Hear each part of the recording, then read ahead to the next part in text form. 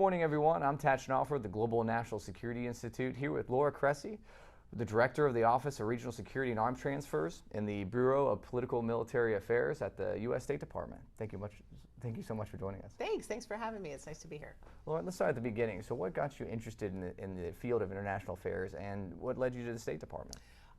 So I'm showing my age, product of I grew up in the Cold War, fascinated by the relationship between the United States and the Soviet Union, and particularly the concept of mutually assured destruction, which just seemed, kind of wacko growing up in high school.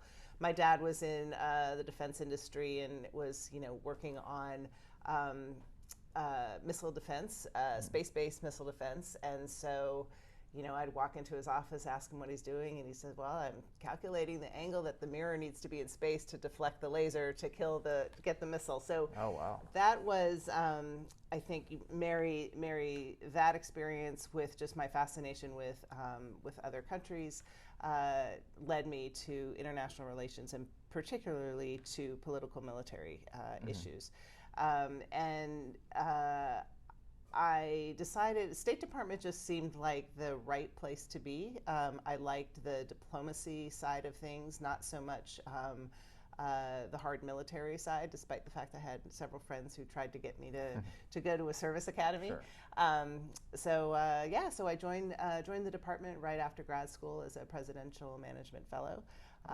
And although I took some time off in the middle of my career to go into the private sector and into academia, came back to the department just because I love the mission and the dedication of the people. It's some of the smartest people I've ever worked with are at the State Department. Well, certainly an excellent organization. So now you've risen to the Director of the Office of Regional Security and Arms Transfer. So what's the core mission of the office, and how do those two themes, regional security and arms transfer, go together? I think a lot of people don't understand why the State Department has anything to do with arms transfers. Right. It seems like something that the Defense Department should control. But in fact, the United States views arms transfers as a tool of foreign policy. And so my office is responsible for what we call the Foreign Military Sales Program. And we look at, the United States is not involved in weapons transfers just for the sake of making a sale. They are, as I said, a tool of foreign policy because of our belief that arms transfers should support U.S. foreign policy and national security, and so they're nested in our broader regional security and foreign policy goals and objectives. So the regional security considerations come into play with every arms transfer decision that we make. We also have more things that we do besides just arms transfers. So we really work with countries all around the world on regional security issues, Paul Mill issues, and bring together a lot of the different threads of things that we work on in the State Department in dialogues and other kinds of interactions. Okay, excellent. So talking about foreign military sales, so FMS, how does that strengthen partnerships throughout the world? Yeah, so I'll try not to get too into the weeds, but when we talk about foreign military sales, we as the United States view those as, like I said, not just a sale. We don't just drop a piece of hardware and leave like a door-to-door salesman. Sure. We provide countries with capabilities. It's something that we call the total package approach, which means we're going to train the operators, train the maintainers, give them English language lessons if is necessary, provide the spares, help them with repairs. I think one of the really good examples of this is the conversation right now that's surrounding F-16s for Ukraine. Sure. It's not just about providing an aircraft to Ukraine. We have to make sure that the pilots are trained, that the maintainers are trained, that there is a supply chain for all of the parts that they need to maintain these aircraft. So all of that is a part of a foreign military sales case. So when we're looking on about making a transfer to a country, oftentimes, especially with platforms like aircraft, missile defense systems, those are things that countries are going to be using for decades. And so what that really means is that the United States is entering into a partnership with that country. Another reason why the State Department has the statutory authority over this instrument. So it's, again, not just giving them a piece of hardware, but developing their capability, helping them be interoperable with the United States so that they can train with U.S. forces, so that they can operate with them in actual in exercises or also on the battlefield. So it's it really is a partnership, and it's a way to also to develop the capabilities so the United States doesn't have to fight the wars all over the world. Sure. So it's literally a tangible link to that country. Like they have the hardware, and we're giving them not just the hardware but the knowledge to go with it, and it's an enduring thing, because this equipment's going to be around for decades possibly. Well, how does that relationship change over time? The use of foreign military sales, from going back to the Cold War and coming up to the present. Obviously, there's some lessons learned in there, and the U.S. had a major peer competitor with the Soviet Union. And how's that changed? Sure. So since I would say since the Carter administration, if you go back looking at that, we have had 6 of the 8 presidents have promulgated their own conventional arms transfer policy. We call it the CAP policy. And what that is it's the overarching policy through which we view all arms transfers. It gives us the considerations we need to take into account when we're evaluating whether or not to make a sale. And so there have been 6 different policies since President Carter, and each president has put his stamp on how he thinks that we should be using arms transfers. So the Biden-Harris administration put out its arms transfer policy early this year. And in that policy, the role of human rights and security sector governance plays a little bit more of a role than it has in the past. But there's a whole host of considerations that come into play and have been added over the years. We look at regional security implications of an arms transfer, whether or not the transfer is going to spark an arms race. We look at non-proliferation considerations, whether or not a country can adequately protect our technology, because we're providing some pretty sophisticated equipment to our partners. Whether or not the country can afford it. The last thing we want to do is bankrupt countries, when we're asking them to buy our equipment. So we're making sure that this makes sense, and it makes sense from a whether or not they can use it and absorb it into their fleet, into their military. So over time, there have been different points of emphasis. The Trump administration was really concerned about the defense industrial base and whether or not a sale would help our companies. That's still a consideration that we take into account.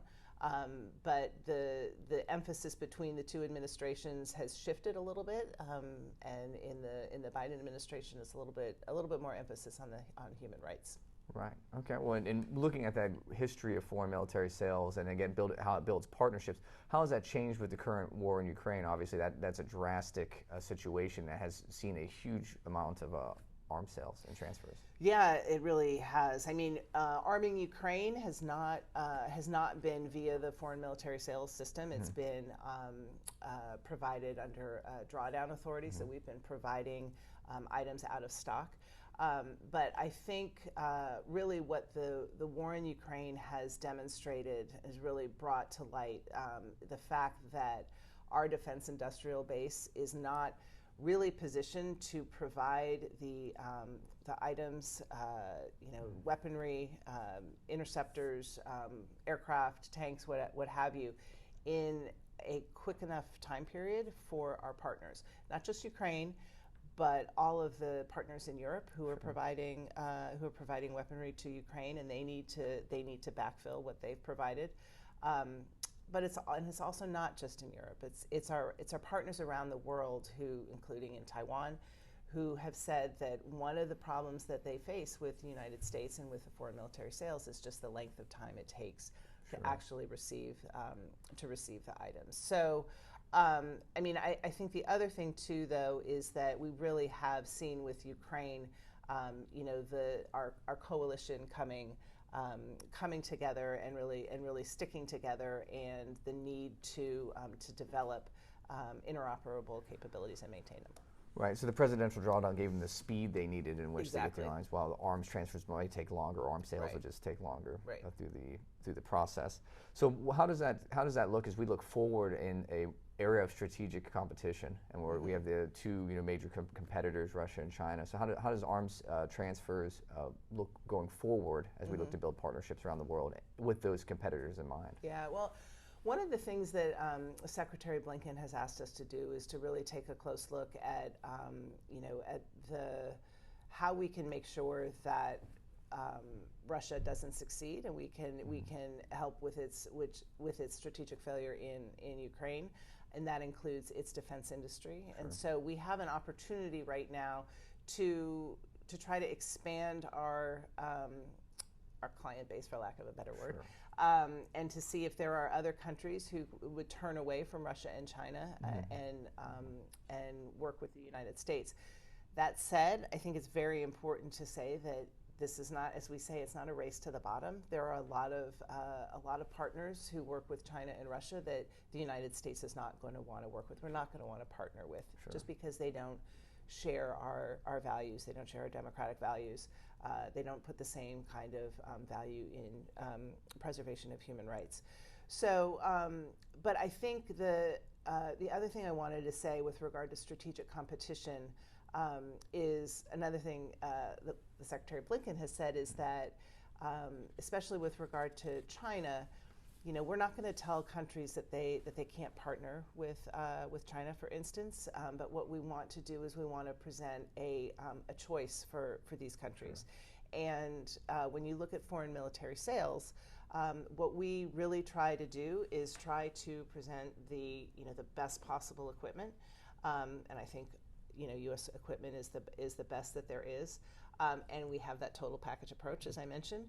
And we hear from a lot of countries around the world that say that when they procure from China and other countries, they don't get what they were hoping for. Sure. The stuff doesn't work as advertised, and there's hidden costs, and they can't maintain it, they can't get the parts. And as I mentioned earlier, we have this total package approach. It's all built in, and we are upfront with our costs. We're very transparent. That's another hallmark of our system, because we know that countries around the world want to be able to demonstrate to their publics how they're spending their money, that they're being good stewards of their taxpayer dollars. So that's another thing that we trumpet about foreign military sales. Sure, and that technology edge, that level of quality is something that we were able to use to our advantage. Yes. in these partnerships. Yep. And what role, so looking at that technology, the technological advantage the U.S. might have in arms sales, what role does industry play in being able to support this FMS system? Industry is an indispensable partner to us, not just because they're the ones that produce the equipment, but they're out there in the field. They understand what countries are looking for. Of course, they're marketing. They're trying to make sales, but we work hand in glove with them as we are, seeking to maybe adjust, the weaponry or the platforms to suit a partner's need. And we're working very closely with them too to try to expand the production capacity, sure, as I mentioned earlier, which is a huge thing. So I think one thing to note with foreign military sales, it's not it's an agreement a contract between the U.S. government and the foreign government. Right. And so when the foreign government signs that contract, the United States then works with U.S. industry to get the items on contract and to move the sale forward. And in that way, the foreign partner doesn't have to work directly with the U.S. company. They just work directly with us. If they have a problem, an issue, we take it on and we advocate for them and solve it. Okay. And that's really good, especially for partners who aren't all that savvy in the arms transfer process. They don't have to depend on themselves to do it. They can depend on us. Well, that's excellent. So yeah, it offers them a streamlined approach almost, Exactly. which they're probably not getting with our competitors, Right, right? right. And going back to the strategic competition, how does that look at changing the regional dynamics around the world and the regional security efforts around the world? I think, as everybody has seen, we have had a shift in, where we are putting a lot of our emphasis and our effort. Of course, it's the war in Ukraine and Europe, but we have such a massive amount of work going on in the Indo-Pacific. But I think when folks think about strategic competition, it's very important to remember that, especially if you're talking about the PRC, we're not just looking about the Indo-Pacific. We're also looking at, where the PRC is active around the world. So, strategic competition is happening globally, and so we need to be nimble. We need to be and we need to be active in all regions of the world. Sure. It's similar with the Chinese Belt and Road Initiative, where they have all these partnerships. Do you see that arms transfers could be a piece of, kind of combating that? Yes. Right. Definitely. Yeah, it makes sense. And then lastly, what would your advice be as we kind of wrap up here? What would your advice be to a student or a young professional who's entering the IR field or the State Department? So I am always on the look for talent. I think we need to keep the flow of younger folks into government. Government is a wonderful place to work. State Department, as I said, is really is fantastic. Our mission is excellent. We have a lot of dedicated folks. I would say that it's not just international relations. If you're in the IR field, if you're in political science, that's a fabulous way to break in. But we also look for people with other kinds of degrees. If you're in the economics field, or definitely in science and technology. I mean, you look at what we do in my office, and we work with technology every day. I have a number of active duty military in my office, just so so that we can rely on their expertise in the ins and outs and of weaponry and weapon systems. There's a whole host of fields that are applicable to a career in the State Department. I would say look for opportunities to intern at the department. Sure. I'm very excited that the State Department in the past year, I think we've now had our second year of paid internships, which is a huge step forward, especially to make internships more equitable and to attract the diverse candidates that we're looking for. We also have something called the Pathways program, which is it's an internship, and with the hope that we can hire you at the end. Sure. So that's an excellent way into the department. Of course, there's the Foreign Service exam. I'm a civil servant, so I focus a lot on the civil servant paths into the department. But the Foreign Service, of course, comprises the majority of our employees, so that's excellent too. So I would reach out and do your networking and do internships, and also, if you can't break in that way, another way too is to go in through the contractor route. That's a way to get your security clearance and try to get on a contract with the State Department. Well, that's excellent. Well, thank you so much for the answers and that advice. My pleasure. Thanks for having me. Yeah.